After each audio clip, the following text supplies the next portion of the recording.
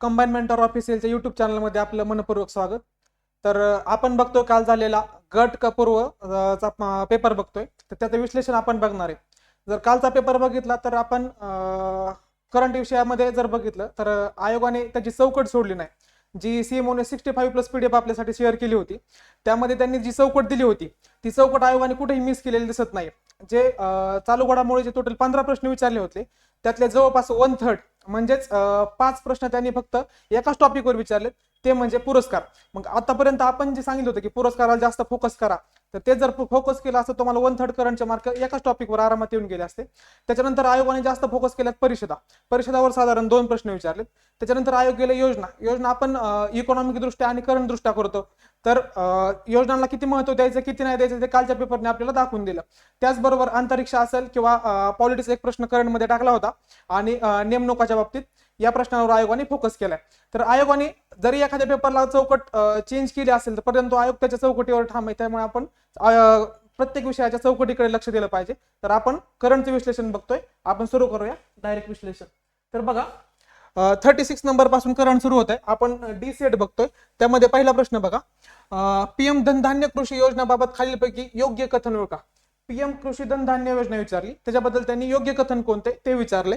तर बघा, केंद्रीय मंत्रिमंडळाने 16 जुलै 2025 रोजी PMDDKY योजनेला मंजुरी दिली. तर काय झालं, बरोबर स्टेटमेंट आहे. 16 जुलै 2025 रोजी केंद्रीय मंत्रिमंडळाने या योजनेला मंजुरी दिली. तर ह्याची मागची मंजुरी देण्याच्या अगोदर ती योजना कधी सँक्शन झाली होती, तर आता जे फेब्रुवारीमध्ये आपले अर्थमंत्री निर्मला सीतारामन यांनी जे बजेट मांडलं त्यामध्ये जवळपास 24,000 करोड रुपयाचं बजेट त्यांनी सँक्शन केलं होतं या योजनेला. यामुळे ही योजना महत्वाची होती आणि ती जास्त चर्चेत होती. कारण सध्या आपण काय विचार करतोय, तर आपल्या भारताला आपल्याला आत्मनिर्भर बनवायचे. तर आत्मनिर्भर बनवायचे त्यासाठी आपण शेती उत्पन्नात पण आत्मनिर्भर झालो पाहिजे. म्हणूनच या योजनेकडे जास्त फोकस केले आणि त्यामुळे आयोगाने यावर प्रश्न विचारलाय. तर बघा, केंद्रीय मंत्रिमंडळाने 16 जुलैला योजना मंजूर केली आणि ही योजना 200 कृषी जिल्ह्यांमध्ये विकासाला चालना देण्यासाठी डिझाईन केली आहे. तर ह्याचं 200 नसून ही 100 जिल्ह्यांमध्ये ही योजना डिझाईन केली. तर यामध्ये कोणते 100 जिल्हे असतील आणि त्याचा काय क्रायटेरिया असं बघूया आपण. तर जे 100 जिल्हे असतील यामध्ये प्रत्येक केंद्रशासित प्रदेशात म्हणजे आपले 29 राज्य आणि केंद्रशासित प्रदेश यामध्ये प्रत्येक राज्यातून किमान एक जिल्हा निवडायचा. तर प्रत्येक राज्यातून जो एक जिल्हा निवडणार आहेत आपण त्यासाठी त्यांनी 3 निकष लावले. तर 3 निकषांमध्ये 3 निकष कुठले कुठले, सगळ्यात पहिला म्हणजे उत्पादन ज्या जिल्ह्यांमध्ये कमी तर त्या जिल्ह्यांना इथं प्रेफरन्स दिला जाणार आहे. दुसरं म्हणजे पिकांची तीव्रता, म्हणजे एका वर्षात आपण पिके किती वेळा घेतो त्याची तीव्रता. पिकांची तीव्रता म्हणजे आपण रब्बी पिके किती वेळा घेतो, त्याच्यानंतर खरीप पिके किती वेळा घेतो त्याची तीव्रता, आणि त्याच्यानंतर तिसरं म्हणजे सरासरी शेतकऱ्यांना मिळणारे कर्जे. तर या 3 निकषांवर जिल्हे निवडले जाणार आहेत. तर लक्षात ठेवा, भारतातील जर सर्वाधिक जिल्हे कोणत्या राज्यातील निवडले असतील तर ते युपीचे निवडलेत. युपीचे जवळपास 12 जिल्ह्यांचा समावेश आहे आणि महाराष्ट्रातले आपले 9 जिल्हे त्यांनी निवडले त्या योजनेसाठी. तर यामध्ये काय करणार आहेत ते, तर काही समित्या बनवणार आहेत. तर सुरुवातीला ते जिल्हा स्तरावर समिती बनवतील, त्याच्यानंतर राज्य स्तरावर आणि राष्ट्रीय स्तरावर. तर जिल्हा स्तरावर समिती बनवतील ते जिल्हाधिकाऱ्यांच्या अध्यक्षतेखाली असणार आहे.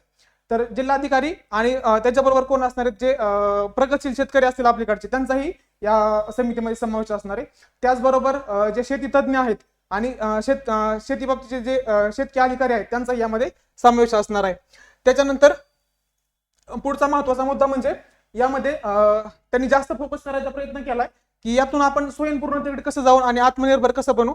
त्याच्यामुळे या योजनेला आयोगाने विचारले. तर लक्षात ठेवा, ह्याचं उत्तर पाहिजे होतं अ बरोबर आणि ब चूक आहे, त्याच्यामुळे ऑप्शन नंबर 3 फक्त अ बरोबर. त्याच्यानंतर आपण नेक्स्ट प्रश्न बघूया. आता पुढचा प्रश्न विचारलाय, सामाजिक विकासासाठी दुसरी जागतिक शिखर परिषद 2025 4 ते 6 नोव्हेंबर 2025 दरम्यान कुठे झाली हा प्रश्न विचारला गेलाय. तर लक्षात ठेवा, आयोगाने कुठे फोकस केलं, 4 ते 6 नोव्हेंबर 2025 चा प्रश्न विचारलाय, म्हणजे खूप रिसेंटली प्रश्न विचारलाय. तर आयोग कधीपर्यंतचे प्रश्न आपल्याला विचारू शकतो याचा अंदाज आपण यावरून लावू शकतो. तर लक्षात ठेवा, सामाजिक विकासासाठी दुसरी जागतिक शिखर परिषद. तर सामाजिक विकासासाठी म्हणजे काय, जे UN ने आपले 17 शाश्वत गोल्स दिलेत त्याबाबत चर्चा करण्यासाठी आणि इतर जे सामाजिक विकासासाठी सर्व देशांची एक परिषद भरती, ती सामाजिक विकासासाठी परिषद ती भरली होती दोहा, कतार. लक्षात ठेवा, आपले भारताचे मनसुख मांडविया हे यांनी याचं प्रतिनिधित्व केलं होतं. मनसुख मांडवीय या परिषदेसाठी त्यांनी ज्यावेळेस तिथं त्यांचं परिषदेत भाषण केलं त्यावेळेस त्यांनी सांगितलं की आम्ही पूर्ण रोजगार आणि आर्थिक समावेशन यासाठी प्रयत्न करतोय. त्याचबरोबर जे भारत पाकिस्तान आपलं युद्ध झालं ऑपरेशन सिंदूर, त्या ऑपरेशन सिंदूर च्या बाबतीत आमचा सामाजिक विकासात कसा प्रॉब्लेम झाला ते त्यांनी तिथं उल्लेख केला होता. त्याच्यामुळे हा जास्त चर्चेत होता, त्यामुळे हा प्रश्न आलाय. त्याच्यानंतर आपण पुढचा बघूया. तर बघा 38 नंबरचा क्वेश्चन बघा, खालीपैकी कोणत्या क्रीडापटूंना 2025 मध्ये पद्मश्री पुरस्काराने सन्मानित करण्यात आले. बघा पद्मश्री पुरस्कार विचारलाय तर आहे ना, पद्मश्री हा भारतातील 4थ्या नंबरचा सर्वोच्च नागरी पुरस्कार आहे. सर्वात पहिला भारतरत्न, त्यानंतर पद्मविभूषण, नंतर पद्मभूषण आणि 4थ्या क्रमांकाचा पद्मश्री. दरवर्षी पद्म पुरस्कारावर आयोग कुठल्या ना कुठल्या परीक्षेला एक तरी प्रश्न विचारतो. यावर्षी आयोगाने पद्मश्री पुरस्काराला जास्त फोकस केले, तर त्यामध्ये जास्त आयोगाने वेटेज दिले खेळाडूंसाठी. जो ग्रुप बी चा पेपर झाला त्यामध्ये पण कोणता खेळाडू कुठल्या खेळाशी संबंधित आहे यावरती आयोगाने प्रश्न विचारला होता. त्यांना पण काही पुरस्कार दिले होते, त्याच रिलेटेड हा पण प्रश्न आहे. म्हणजे आयोगाची चौकट कायम फॉलो करते हे इथं लक्षात आलं पाहिजे. त्यानंतर बघा खालीलपैकी कोणत्या क्रीडापटूंना 2025 मध्ये पद्मश्री पुरस्काराने सन्मानित करण्यात आले. तर रविचंद्रन अश्विन, तर रविचंद्रन अश्विन बरोबर आहे. त्याच्यानंतर बघा हरविंदर सिंग, हे पण बरोबर आहे. त्याच्यानंतर IM विजयन पण बरोबर आहे. पण ही सर्वात महत्वाची गोष्ट होती की जे PR श्रीजेश होते, तर PR श्रीजेश यांना भेटला होता पद्मभूषण पुरस्कार. तर पद्मभूषण पुरस्कार जर आपल्या लक्षात आला असता श्रीजेश यांना भेटलेला, तर आपल्याला लगेच उत्तर कट करून आपल्याला योग्य उत्तरापर्यंत जाता आलं असतं. तर PR श्रीजेश यांना पद्मभूषण भेटलाय, तर आपल्याला ऑप्शन 3 मध्ये ड होता, तर ड कट होऊन आपल्याला अ ऑप्शन बरोबर राहत होता. तर लक्षात ठेवा, रविचंद्रन अश्विन जास्त आता चर्चेत का होता, तर त्याने क्रिकेटमधून निवृत्ती घेतली, त्याच्यामुळे रविचंद्रन अश्विन चर्चेत होता. त्याच्याबरोबर अजून ते चर्चेत असण्याचं कारण असं की अश्विन यांनी त्यांना पद्मश्री पुरस्कार भेटलाय आणि ते इंडियाची लीग सोडून अजून बाहेरचे क्रिकेट लीग खेळत, त्याच्यामुळे ते जास्त चर्चेत होते. तर लक्षात ठेवा अश्विन होते तमिळनाडूचे, तर त्यांना कॅरम बॉलचा बादशाह म्हणून ओळखलं जातं. कॅरम बॉल टाकण्यात ते जास्त पटायत, त्यामुळे त्यांना कॅरम बॉलचा बादशाह म्हणून ओळखलं जातं. त्याच्यानंतर बघा हरविंदर सिंग हे ना पॅरा ऍथलेटिक आहेत, पॅरा ऍथलेटिक. तर हे असे पॅरा ऍथलेटिक आहेत की ज्यांना म्हणजे पद्मश्री मिळवणारे पहिले भारतीय पॅरा तिरंदाज आहेत, ते पॅरा ऍथलेटिक्स मध्ये पॅरा तिरंदाज. तर त्याच्यानंतर हरविंदर सिंग हे हरियाणाचे आहेत, लक्षात ठेवा हरियाणाचे. त्यांनी जे आपलं पॅरिस ऑलिम्पिक झालं, त्या पॅरिस ऑलिम्पिक मध्ये गोल्ड मेडल मिळवलं होतं. त्याचबरोबर त्यांनी जे 2020 ला टोकियोला जे ऑलिम्पिक झालं होतं, त्या टोकियो ऑलिम्पिक मध्ये त्यांना ब्रॉन्झ मेडल भेटलं होतं. त्याच्यामुळे ते खूप नावाजलेले आहेत आणि त्यांना पद्मश्री पुरस्कार भेटल्यामुळे ते चर्चेत होते. तर तसा विचार केला तर यावेळी टोटल 5 खेळाडूंना पुरस्कार भेटला होता. जो पद्म पुरस्कार आहे तो टोटल 5 खेळाडूंना भेटला होता, त्याच्यामध्ये 4 इथे दिले, अजून एक सांगतो कोण होते ते. त्याच्यानंतर बघा IM विजयन ही फुटबॉल प्लेअर आहेत. त्यांना 2003 मध्ये अर्जुन पुरस्काराने गौरवण्यात आलं होतं. त्याच्यानंतर त्यांना काला हिरण या टोपण नावाने ओळखलं जातो. विजयन हे केरळचे रहिवासी, लक्षात ठेवा केरळचे आहेत. त्याच्यानंतर PR श्रीजेश पण आणखी कशा चर्चेत असण्याचं कारण असं होतं की त्यांनी हॉकीमधून निवृत्ती घेतली, त्यांच्यानंतर त्यांची जर्सी निवृत्ती केली, हे आपण सगळ्या गोष्टी पाहिल्याच होत्या. त्याच्याबरोबर PR श्रीजेश यांना पद्मभूषण होतं, त्याच्यामुळं याचं उत्तर यायला पाहिजे अ ब क. त्याच्यानंतर बघा आणखी एक जणाला हा पुरस्कार भेटलाय क्रीडामध्ये, तर त्यांचं नाव आहे सत्यपाल सिंग. सत्यपाल सिंग यांना काय झालंय, सत्यपाल सिंग यांना ते पॅरा कोच आहेत. तर पॅरा प्रशिक्षक म्हणून सत्यपाल सिंग यांना हा पुरस्कार भेटलाय. जो आपला पॅरा हाय जम्पर प्लेअर आहे प्रवीण कुमारचे हे कोच आहेत. प्रवीण कुमार यांना जे आपलं पॅरिस ऑलिम्पिक झालं, पॅरिस ऑलिम्पिक मध्ये त्यांना गोल्ड भेटलं होतं. आणि जे टोकियोला ऑलिम्पिक झालं होतं, तर टोकियो ऑलिम्पिक मध्ये त्यांना सिल्वर पदक भेटलं होतं. त्याच्यामुळं आणि त्याच्यानंतर त्यांना 2025 चा खेलरत्न पुरस्कार भेटलाय प्रवीण कुमार यांना. त्याच्यामुळे प्रवीण कुमारचे कोच सत्यपाल सिंग यांना पण कुठला पुरस्कार भेटलाय? पद्मश्री. तर हे 5 लोक होते, आर अश्विन, हरविंदर सिंग, विजयन, श्रीजेश आणि सत्यपाल सिंग. ह्या 5 जणांना क्रीडा क्षेत्रासाठी पद्म पुरस्कार भेटला होता. त्यातल्या मधले फक्त श्रीजेश एक होते की ज्यांना पद्मभूषण भेटला होता, बाकी सगळ्यांना पद्मश्री भेटला होता. म्हणूनच आयोगाने इथं हा प्रश्न विचारला होता. आणि जरी आपण ज्यावेळेस पद्म पुरस्कार करतो त्याच्यामध्ये आपल्याला पद्मविभूषण करणं भागच आहे. त्याच्यानंतर पद्मभूषण करावं लागतात. आणि जे बाकीचे पद्मश्री आहेत त्या पद्मश्रीमध्ये ऍटलिस्ट आपण महाराष्ट्राचे तरी केले पाहिजेत. आणि जे जास्त चर्चेत खेळाडू होते, कारण अश्विन चर्चेत होते रिटायरमेंटमुळे, त्याच्यानंतर हरविंदर सिंग हे पहिले पॅरा ॲथलेटिक्स असल्यामुळे, त्यामुळे या प्रश्नावर आयोगाने जास्त भर दिलाय. त्याच्यानंतर बघा, जर टोटल या पुरस्कारांचं बघितलं तर पद्मविभूषण टोटल दिले होते 7, नंतर पद्मभूषण दिले होते 19 आणि पद्मश्री दिले होते 113. राष्ट्रपती द्रौपदी मुर्मू यांनी प्रजासत्ताक दिनाच्या पूर्वसंध्येला याची घोषणा केली होती आणि या सर्वांना हे पुरस्कार प्रदान करण्यात आले. त्याच्यानंतर बघा पुढचा प्रश्न, निवडणूक प्रक्रिया सुलभ करण्यासाठी भारतातील निवडणूक आयोगाद्वारे खालीलपैकी कोणते एक एकीकृत डिजिटल प्लॅटफॉर्म आहे?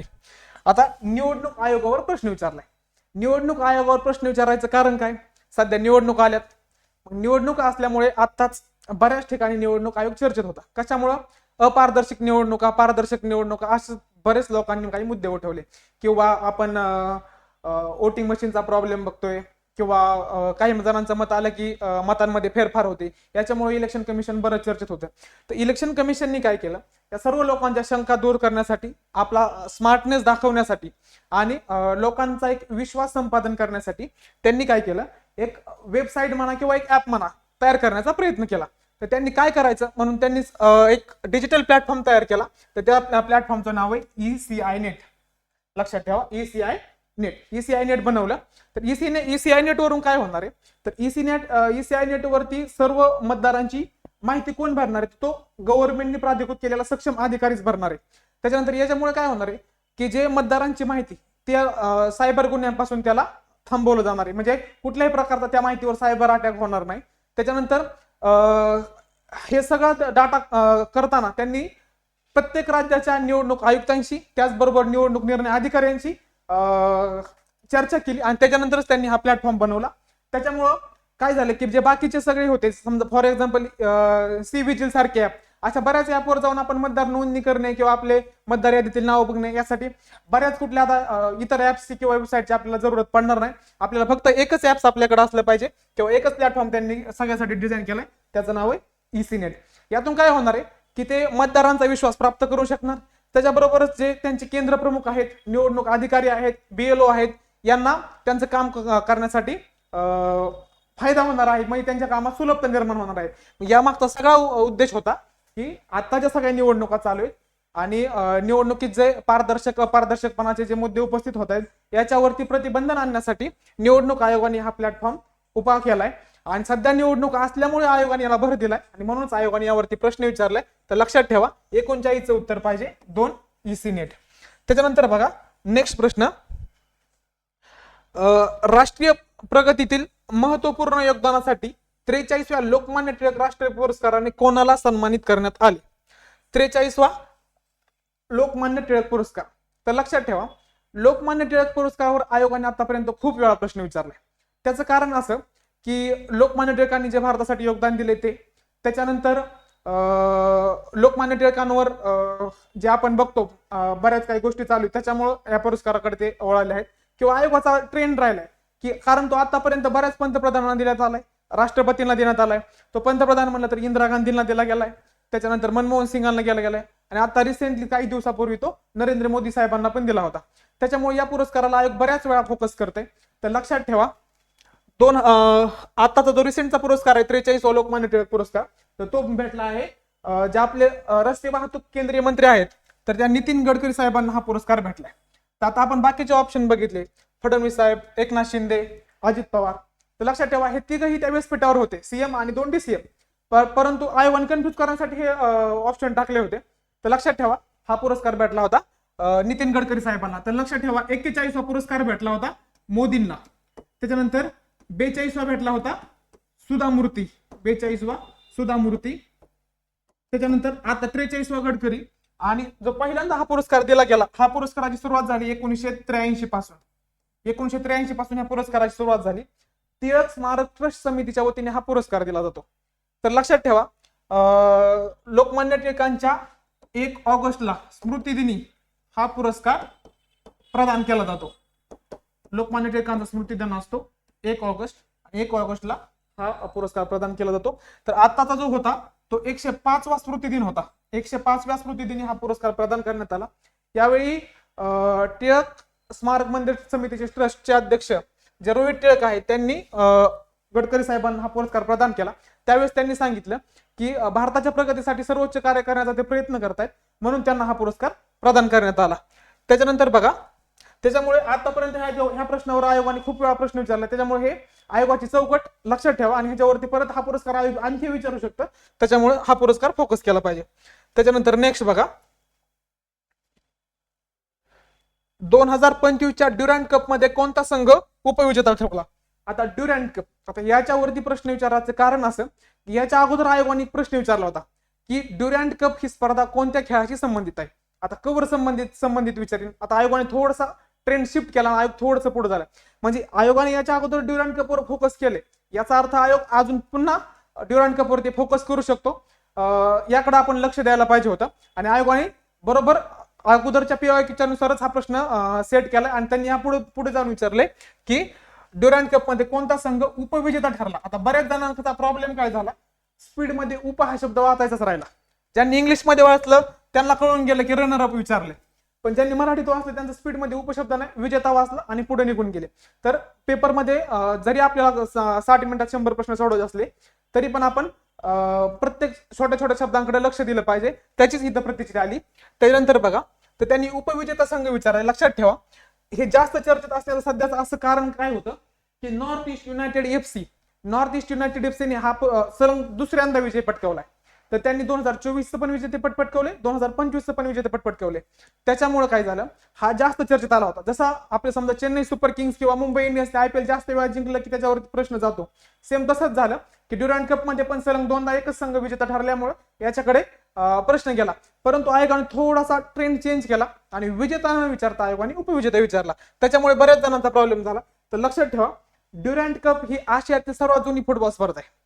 आशियातील सर्वात जुनी फुटबॉल स्पर्धा. त्याच्यानंतर हे जे सामने, ही जी आवृत्ती होती तर 134वी आवृत्ती पार पडली, ती इंडियामध्ये पार पडली. लक्षात ठेवा, तर कोलकातामध्ये फायनल सामना झाला होता, तो झाला होता north east United football FC आणि डायमंड हार्बर मध्ये कोलकाताच्या स्टेडियम मध्ये. यामध्ये 6-1 ने युनायटेड FC ने डायमंड हार्बर फुटबॉल क्लबचा काय केला होता, पराभव केला होता. त्याच्यामुळे याचं उत्तर पाहिजे डायमंड हार्बर फुटबॉल क्लब हा आहे उपविजेता, आणि विजेता जर कोण म्हणलं तर नॉर्थ ईस्ट युनायटेड FC हा आहे विजेता. तर याचं उत्तर असायला पाहिजे पर्याय क्रमांक 2. त्याच्यानंतर मोहन बागान फुटबॉल क्लब, जे कोलकात्यामधला हा एक फुटबॉल क्लब आहे मोहन बागान. तर मोहन बागानने काय केलं होतं, 2023 विजेतेपद पटकवलं होतं मोहन बागाने, त्याच्यामुळे मोहन बागान पण इथं पर्याय टाकला होता. तर लक्षात ठेवा, आयोगाने आता पहिल्यांदा सुरुवातीला फक्त एक हिंट दिली होती की याच्यावरती प्रश्न जाऊ शकतो, आणि आता त्याच्यामध्ये आयोगाने प्रश्न टाकला, त्याच्यामुळे लक्षात ठेवा याच्यावरती आपण परत फोकस केलं पाहिजे. त्याच्यानंतर पुढचा प्रश्न बघा, कोणत्या शहरात 11वी आसियान संरक्षण मंत्र्यांची बैठक प्लस पार पडली? तर लक्षात ठेवा, आसियान पण हा पण खूप चर्चेत मुद्दा आहे. आग्नेय आशियातील देश ह्या आसियान मध्ये आहेत. तर सगळ्यात महत्वाचा प्रश्न येतो की भारत हा आसियानचा सदस्य आहे का नाही. तर लक्षात ठेवा, आसियान मध्ये टोटल 10 सदस्य आहेत, भारत हा आसियानचा सदस्य नाही. तर आसियानमध्ये जे आग्नेय आशियातील 10 देश आहेत, टोटल 10, तर आसियानची स्थापना झाली लक्षात ठेवा 8 ऑगस्ट 1967 ला. तर त्यामुळे 8 ऑगस्ट हा आसियान डे म्हणून साजरा केला जातो. तर ही जी आता आसियान संरक्षण मंत्र्यांची बैठक प्लस भरली, त्यामध्ये कोण होतं की टोटल आसियानचे 10 देश आणि प्लस ते त्याचे संवाद भागीदार देश होते 10 प्लस टोटल 8 अशा जणांची परिषद भरली. यामध्ये भारत होता. आणि हा मुद्दा चर्चेत असण्याचं किंवा आयोगाने यामध्ये प्रश्न विचारण्याचं कारण असं, जी आपला गलवान खोऱ्यात आपला आणि चायनाचा वाद चालू आहे, तर त्याबद्दल यामध्ये चर्चा झाली होती. का तर जे 8 संवाद भागीदार देश आहे त्यामध्ये भारत पण आहे आणि चीन पण आहे. तर तिथे त्यांना एक प्लॅटफॉर्म भेटला. त्यावेळी भारताचे संरक्षण मंत्री राजनाथ सिंग तिथे गेले होते. राजनाथ सिंग आणि चीनच्या मंत्र्यांचं तिथं त्या मुद्द्यावर चर्चा झाली आणि तो त्यांनी विषय सॉर्ट आउट करण्याचा प्रयत्न केला, म्हणून याच्यावरती जास्त फोकस करण्यात आलं होतं, लक्षात ठेवा. तर 11वी आसियानी बैठक कुठं पार पडली लक्षात ठेवा, व्हिएतनामला पार पडली. तिथं लाओ डीपीआर नावाचं एक ठिकाण आहे, सॉरी पीडीआर, लाओ पीडीआरला ही बैठक पार पडली व्हिएतनामला. त्याच्यामुळे आशियावर प्रश्न जाण्याचं रिझन की भारत आणि चायनाचा प्रॉब्लेम तिथे सॉल्व्ह करण्याचा प्रयत्न केला गेला, म्हणून हे जास्त हायलाइटेड झालं होतं, त्याच्यामुळे आयोगाने इथे प्रश्न विचारलाय. त्याच्यानंतर नेक्स्ट बघा, अजिंठा वेरूळ चित्रपट महोत्सव पद्मपाणी जीवन गौरव पुरस्काराने, आता कुठला पुरस्कार विचारलाय, पद्मपाणी जीवन गौरव पुरस्कार, खालीलपैकी कोणाला सन्मानित करण्यात आले. तर पद्मपाणी जीवन गौरव पुरस्कारावर आतापर्यंत कधी प्रश्न विचारला नाही, पण आता काय विचारलाय याचा रिझन मी तुम्हाला सांगतो. तर लक्षात ठेवा, आतापर्यंत जर कुठं जर चित्रपट महोत्सव झाले असतील तर ते शक्यतो पुणे, मुंबई, दिल्ली अशा ठिकाणी झाले. आणि हा महोत्सव आता भरतो कुठं, अजिंठा वेरूळ महोत्सव हा भरतो छत्रपती संभाजीनगरला. छत्रपती संभाजीनगरला भरत असल्यामुळे याला जास्त फोकस करण्याचं रिझन असं होतं की ही आवृत्ती होती 10वी, या पुरस्काराची ही 10वी आवृत्ती होती. 10वी आवृत्ती असल्यामुळे टोटल साधारण 12 वर्षापासून हा पुरस्कार दिला जातो, हा चित्रपट महोत्सव भरतो. परंतु 2 वर्ष कोरोनामुळे हा महोत्सव झाला नाही, त्यामुळे आता हा 10वा होता आणि 1 दशक पूर्ण झाले यशस्वीपणे 1 दशक चित्रपट महोत्सवाचा पूर्ण करण्याचं काम या अजिंठा वेरूळ चित्रपट महोत्सवाने केले, आणि ते पण मुंबई, पुणे, दिल्ली सारख्या शहरांच्या बाहेर केले. त्याच्यामुळे हा मुद्दा जास्त चर्चेत होता आणि त्यामुळे पद्मपाणी जीवन गौरव पुरस्कारावर प्रश्न विचारला गेला. जर हे मुंबई, पुणे किंवा दिल्ली अशा शहरांमध्ये हा भरला असता तर इथं कदाचित प्रश्न आयोगाने गेला नसता पद्मपाणीसाठी. परंतु 1 दशक पूर्ण झाले, 10वा पुरस्कार असल्यामुळं ह्याच्यावरती फोकस करण्यात आलं. तर लक्षात ठेवा, कोणाला सन्मानित करण्यात आलं तर सईद परांजपे. तर सईद परांजपे या एक प्रसिद्ध निर्माते आहेत, त्यानंतर त्या नाटककार आहेत, एक ज्येष्ठ लेखिका आहेत, आणि त्यांचं चित्रपट निर्मात्यासाठी खूप मोठे अमूल्य योगदान आहे, त्याच्यामुळे त्यांना हा पुरस्कार देण्यात आला. तर लक्षात ठेवा, बाकीचे ऑप्शन जर आपण पाहिले तर महेश कोठारेंबद्दल सध्या एवढं काही चर्चेत नाही, पण एक ऑप्शन टाकायचा म्हणून टाकला होता. त्याच्यानंतर बघा अशोक सराफ ऑप्शन देण्याचं कारण असं की आताचा जो पद्मश्री पुरस्कार भेटला तर कला या क्षेत्रासाठी अशोक सराफ यांना हा पुरस्कार देण्यात आला होता. त्यानंतर 2023चा महाराष्ट्र भूषण पुरस्कारही अशोक सराफ यांना दिला गेला होता, त्यामुळे अशोक सराफ जास्त चर्चेत होते, त्यामुळे त्यांना या ऑप्शन मध्ये ठेवलं होतं. त्यानंतर सचिन पिळगावकर यांना सूर्यदत्त राष्ट्रीय जीवन गौरव पुरस्कार भेटलाय, सूर्यदत्त राष्ट्रीय जीवन गौरव, त्यामुळे सचिन पिळगावकर पण आता चर्चेत होते, परंतु ह्याचं योग्य उत्तर आहे सईद परांजपे. त्याच्यानंतर पुढचा प्रश्न बघा, 1985 मध्ये विद्यापीठाच्या स्थापनेपासून इंदिरा गांधी राष्ट्रीय मुक्त विद्यापीठाच्या पहिल्या महिला कुलगुरू म्हणून कोणाची नियुक्ती करण्यात आली. आता इथं पहिल्या महिला कुलगुरू, आता ह्याच्या अगोदर आयोगाने प्रश्न विचारला होता, म्हणजे जे वारंवार मी सांगतोय की आयोगाची चौकट, ते सांगण्याचं रिझन असं की याच्या अगोदर जेएनयूच्या पहिल्या महिला कुलगुरू झाल्या होत्या, शांतीश्री दुलीश्री पंडित. तर त्यावेळेस पण आयोगाने विचारला होता प्रश्न की जेएनयूच्या पहिल्या महिला कुलगुरू कोण, सेम तसाच. ह्याचं प्रेडिक्शन मी आधी सांगितलं होतं की ग्रुप बी ला येईल, पण ग्रुप बी ला नाही विचारला, त्यांनी सी ला विचारला. तर अशा प्रेडिक्शनसाठी आपली किंवा अशा प्रश्नांचं विश्लेषण आणि असे प्रश्न घेऊन आपली टेस्ट सिरीज येते लवकरच, कंबाईन पूर्वसाठी आणि मुख्यसाठी मार्च मध्ये टेस्ट सिरीज सुरू होईल. त्याच्यानंतर बघा, यामध्ये याचं योग्य उत्तर आहे उमा कांजीलाल ह्या खूप दिवसापासून इंदिरा गांधी राष्ट्रीय मुक्त विद्यापीठामध्ये प्राध्यापक म्हणून कार्यरत करत होता, तर त्यांना याचं कुलगुरुपद बहाल करण्यात आले. आता इंदिरा गांधी राष्ट्रीय मुक्त विद्यापीठ हे डिस्टन्स लर्निंग मध्ये एक जगातील खूप मोठ्या विद्यापीठांमध्ये गणलं जातं, त्याच्यामुळं यावरती प्रश्न येणं साहजिकच होतं, आणि प्रश्न येण्याचं कारण म्हणजे पहिल्या महिला कुलगुरू. तर लक्षात ठेवा, उज्ज्वला चक्रदेव ह्या SNDT वुमेन्स युनिव्हर्सिटीच्या कुलगुरू, SNDTच्या. आणि त्याच्यानंतर संगीता शुक्ला ह्या चौधरी चरण सिंग युनिव्हर्सिटी जी आहे तर तिच्या त्या कुलगुरू आहेत. म्हणजे सगळे जवळपास बाकीचे तिन्ही पण पर्याय त्यांनी कुलगुरूच टाकले होते. आणि सुजाता शाही ज्या आहेत, डॉक्टर सुजाता शाही ह्या IILM गुरुग्रामच्या कुलगुरू आहेत, त्या लक्षात ठेवा. बाकी सगळे कुलगुरू दिले होते, परंतु आपल्याला इम्पॉर्टंट होतं उमा कांजीलाल, तर 44 उत्तर येणार आहे उमा कांजीलाल. त्याच्यानंतर नेक्स्ट बघा, भारतातील पहिली कृत्रिम बुद्धिमत्ता AI तंत्रज्ञानावर आधारित अंगणवाडी शासनाने नागपूर जिल्ह्यातील कोणत्या गावात सुरू झाली. आता बऱ्याच जणांना इथे एक ट्रॅप पडला. तिथे विचारलं होतं कोणत्या गावात सुरू झाली, त्याच्यामुळे बऱ्याच जणांचं एक कन्फ्युजन झालं गावात, आणि काही पूर्ण पर्याय न वाचल्यामुळे पण इथे चूक झाली बऱ्याच जणांकडून. नंतर त्यांना कळलं की आपल्याकडून ही मोठी चूक झाली. तर लक्षात ठेवा, सध्या एआय बाबतीत बरेच आयोग प्रश्न विचारते, कारण एआय म्हणजे काळाची गरज आहे, आणि एआय वर ज्या पहिल्या गोष्टी घडतात तर त्या गोष्टींवर आयोग सातत्याने प्रश्न विचारते. त्यातली त्यात हे महाराष्ट्रामध्ये झालं होतं, त्याच्यामुळे आयोग प्रश्न विचारणं हे 100% साहजिकच होतं. तर लक्षात ठेवा, नागपूर जिल्हा परिषदेच्या पुढाकाराने बाल भरारी अंतर्गत प्रोजेक्ट पायलट यानुसार ही कृत्रिम एआय वर चालणारी अंगणवाडी चालू केली नागपूरमध्ये. तर लक्षात ठेवा, नागपूरमध्ये हिंगणा तालुक्यात येते अंगणवाडी, पण बऱ्याच जणांनी हिंगणा उत्तर केलं, तर ह्याचं हिंगणा उत्तर नसून वडधामना उत्तर आहे. त्याच्यानंतर आयोगाने या प्रश्नामध्ये आणखी एक प्रॉब्लेम झाला की इंग्लिशचं मराठी ट्रान्सलेशन केलं होतं, आणि ट्रान्सलेशन मध्ये त्यांनी मराठी ट्रान्सलेशन मध्ये हा शब्द चुकवला होता. त्यामुळे बऱ्याच मुलांना तो शब्दच वाचता नाही आला, एक्झॅक्ट मराठी इंग्लिशचं मराठी ट्रान्सलेशन झालंय काय ते.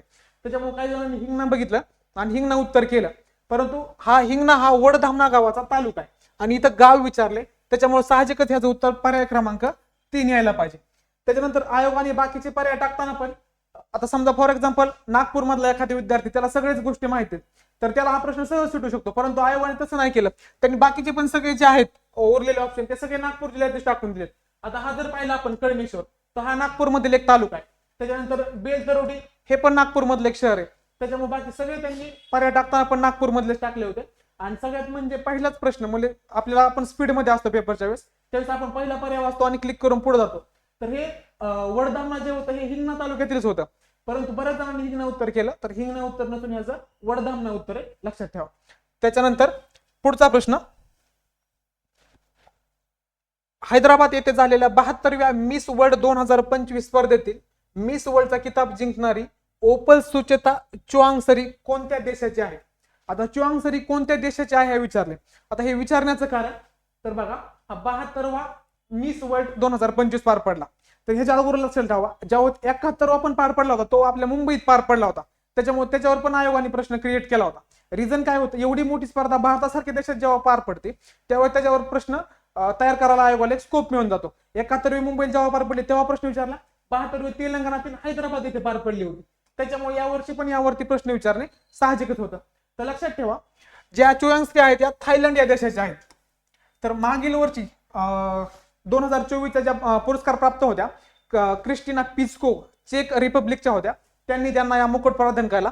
त्यानंतर ह्याची एक रील्स बरीच व्हायरल झाली होती बघा, की आपले जे अभिनेता आहेत सोनू सूद यांनी यांना एक प्रश्न विचारला होता, आणि त्यांनी अतिशय प्रभावशाली असं या प्रश्नाचं उत्तर दिलं होतं, म्हणून त्यांना यामध्ये सिलेक्ट केलं गेलं का असं काही चर्चा झाल्या होत्या, त्याच्यामुळे हे जास्त चर्चेत होतं. तर लक्षात ठेवा, याचं उत्तर पाहिजे थायलंड. त्याच्यानंतर भारताचं प्रतिनिधित्व कोणी केलं होतं, तर लक्षात ठेवा, भारताचं प्रतिनिधित्व केलं होतं नंदिनी गुप्ता यांनी प्रतिनिधित्व केलं होतं भारताचं. त्याच्यानंतर बघा, नेक्स्ट बघतोय आपण, खालीलपैकी योग्य कथन ओळखा. आता योग्य कथन ओळखला निसार बद्दल. आता ह्याच्यावर प्रश्न येणं खूप दिवसापासून प्रेडिक्शन होतं, पण फायनली आयोगाने याच्यावरती प्रश्न क्रिएट केला. तर बघा, निसार. आता निसार म्हणजे इथं नावातच भरपूर काय होतं, तुम्ही जर इंग्लिश वाचलं तरी कळून गेला असतं, म्हणजे पहिलं स्टेटमेंट कोणीच चुकीचं करायला नव्हतं पाहिजे. तर बघा, निसार म्हणजे NASA ISRO synthetic aperture radar mission, ISRO आणि नासा यांचा संयुक्त उपक्रम आहे. हे स्टेटमेंट बरोबर आहे, कारण नावातच सगळं दिलंय की हा इस्रो आणि नासा यांचा संयुक्त उपक्रम आहे. तर लक्षात ठेवा, इस्रो आणि नासाचा हा 2014 पासूनचा प्रोजेक्ट आहे, परंतु त्याला इतका डिले होण्याचं कारण काय, की जे त्यांनी त्यांचे रडार वगैरे पाठवले होते भारतामध्ये, तर त्यांना थोडा आणताना काहीतरी प्रॉब्लेम झाला होता, आणि जास्त हिटिंग झाल्यामुळे ते काम कार्यरत करत नव्हते. तो खरं 22 प्रोजेक्ट लॉन्च होणार होता, परंतु थोडा टेक्निकल प्रॉब्लेम आल्यामुळे तो आता 30 जुलै 2025 ला श्रीहरिकोटातील सतीश धवन अंतराळ केंद्रातून त्याचं प्रक्षेपण करण्यात आलं, लक्षात ठेवा. त्याच्यानंतर निसार मिशनचे प्राथमिक उद्दिष्ट हे भूमी आणि बर्फाचे विकृतीकरण, भूमी परिसंस्था, महासागरीय प्रदेशांचे अध्ययन करणे हे आहे. तर बरोबर. तर लक्षात ठेवा, निसार हा पाठवण्याचा ह्या दोन्ही देशांचा काय उद्देश होता, तर निसार पाठवायचं होतं. यामध्ये लक्षात ठेवा, हे ड्युअल सिंथेटिक रडार आहे याच्यामध्ये. तर त्याच्यामध्ये 2 बँड आहेत, एक एस बँड आहे आणि दुसरा आहे एल बँड. जर जे एस बँड आहे ते आहे इंडियाचं म्हणजेच इस्रोचं, आणि जे एल बँड आहे ते आहे नासाचं म्हणजेच युएसएचं.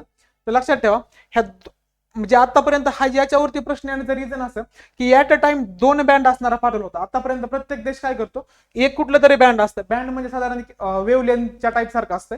तर समजा एखाद्या देशाने, समजा फ्रान्सने पाठवला होता, तो एस बँड पाठवून किंवा एल बँड पाठवून, परंतु ह्या 2 देशांनी एकत्रित येऊन काय केलं होतं, एस आणि एल हे दोन्ही बँड एका वेळेस पाठवले होते अवकाशात. त्याच्यामुळे हे जास्त चर्चेत होतं.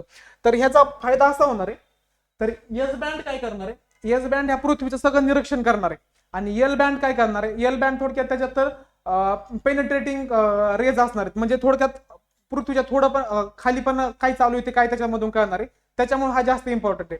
नंतर दुसरा एक प्रश्न आपल्याला उद्भवतो की सध्याला अमेरिका आपल्यावर एवढं टेरिफ लावते वगैरे लावते, आणि आपल्या बरोबर त्यांनी यासाठी कशामुळे भागीदारी केली असेल. तर लक्षात ठेवा, याच्यात असं सिक्युरिटीचं वगैरे काय दुसरं काहीच रिझन नाही. तर याचा फायदा असा होतो की याचा फायदा अमेरिकेला पण होणार आहे, इंडियाला पण होणार आहे, आणि याचा आणि सिक्युरिटीचा काही संबंध नाही. तर याचं प्रमुख उद्दिष्ट काय, की हा डाटा कलेक्ट करायचा आणि जे पर्यावरणावरती काम करणारे जे संशोधक आहेत, शास्त्रज्ञ आहेत, त्यांना हा डाटा ट्रान्सफर करायचा. तर निसार काय करणार आहे की निसार दर 12 दिवसांना पृथ्वीवरचे सगळे फोटो कॅप्चर करून पाठवणार आहे, दर 12 दिवसानंतर. म्हणजे 12 दिवस पूर्ण पृथ्वीला त्याला एक गोल राऊंड मारण्यासाठी टोटल 12 दिवस लागणार आहेत. ऍट अ टाइम ते साधारण 250 किलोमीटर रेंजमध्ये पिक्चर कॅप्चर करू शकतं. त्याची हाय रेझोल्युशन पॉवर असल्यामुळे छोट्या छोट्या सूक्ष्म गोष्टींवर लक्ष देणं पण आपल्याला सोपं पडणार आहे. यामुळे काय होणार आहे, जर फॉर एक्झाम्पल याचा फायदा असा होणार की ज्या नैसर्गिक आपत्ती आहेत त्या नैसर्गिक आपत्तींचा अंदाज लावून आपल्याला सोपं होणार आहे. तर आता समजा एखादा ग्लेशियर आहे तिथं भूस्खलन होणार आहे, तर ज्यावेळेस हा सॅटेलाइट वरून त्याच्याकडे लक्ष देईल त्यावेळेस आपल्याला कळेल की इथं भूस्खलन होण्याची शक्यता आहे, की आपल्याला मागील 12 दिवसापूर्वीची स्थिती काय होती आणि आजची स्थिती काय होती हे यातून समजून येईल. त्याच्यामुळं हा जो सॅटेलाइट आहे तो संपूर्ण पृथ्वीवरील लोकांना याचा खूप फायदा होणार आहे. म्हणजे यातून अमेरिका आणि भारताला काय दाखवायचे, ते आम्ही जगाच्या पर्यावरणासाठी आमचं हे योगदान दिले ते सांगण्यासाठी त्यांनी या मिशन लॉन्च केलं होतं. त्याच्यानंतर पुढचा प्रश्न बघा, मुख्यमंत्री माझी लाडकी बहीण योजनेत लाभार्थींसाठी वार्षिक उत्पन्न मर्यादा किती निर्धारित केली आहे. आता याच्यावरती प्रश्न अपेक्षित होता. महाराष्ट्र सरकारची योजना खूप गाजलेली योजना आहे. निवडणुकीच्या काळात योजनेची घोषणा केली होती आणि साहजिकच याच्यावरती प्रश्न बनत होता. तर लक्षात ठेवा, यांनी उत्पन्न मर्यादा किती आहे ते विचारली. आता याचे काय काय क्रायटेरिया तर लक्षात ठेवा, सगळ्यात पहिला क्रायटेरिया म्हणजे तो महाराष्ट्राचा रहिवासी असावा, म्हणजे जी महिला आहे ती महाराष्ट्राची रहिवासी असावी. दुसरा म्हणजे काय क्रायटेरिया, तर त्यांचं एज 21 वर्ष ते 65 वर्षाच्या मध्ये असावं, 21 ते 65 मध्ये. त्यानंतर तिसरा जो क्रायटेरिया आहे तो आहे त्यांच्या उत्पन्नाचा. तर उत्पन्नाचा क्रायटेरिया काय, तर 2.5 लाखापेक्षा कमी उत्पन्न असलं पाहिजे. त्याच्यामुळे या प्रश्नाचं उत्तर बनतं पर्याय क्रमांक 1. तर या योजनेचा लाभ कोणाकोणाला घेता येणार नाही, तर जे सरकारी नोकरीत आहेत त्या महिलांना याचा लाभ घेता येणार नाही. त्याच्यानंतर ज्यांच्याकडे 4 चाकी वाहने आहेत, फक्त त्याच्यामध्ये ट्रॅक्टरला वगळ आहे, कारण ट्रॅक्टर बहुतांश शेतकऱ्यांच्या घरी असतो म्हणून ट्रॅक्टरला वगळ आहे. त्यानंतर आमदार खासदारांच्या कुटुंबातील महिला यांना यामधून वगळण्यात आले. त्याच्यानंतर ज्या इतर सरकारच्या योजनांचा लाभ घेत आहेत अशा महिला त्यांना यामधून वगळण्यात आले. तर या योजनेवर प्रश्न पडणं साहजिकच होतं आणि अशा योजनांच्या छोट्या छोट्या गोष्टींकडे आपण बारकाईने लक्ष दिलं पाहिजे, त्याच्यावरच हा क्वेश्चन फ्रेम झालाय. त्याच्यानंतर सगळ्यात महत्वाची गोष्ट म्हणजे लाडकी बहीण योजना आणि सध्या इलेक्शन या दोन गोष्टींमुळे जास्त चर्चेत होती आणि प्रचाराचे बरेच मुद्दे आहेत की लाडकी बहीण, त्याच्यामुळे ही योजना जास्त चर्चेत असल्यामुळे आयोगाने इथं फोकस केला होता. त्याच्यानंतर पुढचा प्रश्न बघा. आता हा प्रश्न जो आहे पुढचा तो पॉलिटीच्या अँगलने थोडासा विचारला होता, परंतु ह्याला करंटची पण तेवढी जोड आहे, लक्षात ठेवा. तर सर्वोच्च न्यायालयाने 12 सप्टेंबर 2025 मध्ये घर खरेदी करणाऱ्यांच्या हिताचे रक्षण करण्याच्या उद्देशाने महत्वपूर्ण निर्णय देताना आवासाचा अधिकार विचारलाय. संविधानाच्या कुठल्या अनुच्छेदातील मूलभूत अधिकार म्हणून घोषित केलाय. तर हे विचारण्याचं कारण असं की सध्या बऱ्याच ठिकाणी सुप्रीम कोर्टात अशा केस गेले की काही भाडेकरू घरामध्ये बऱ्याच दिवसानंतर राहिले आणि त्यांनी घर स्वतःच्या नावा करून घेतलं.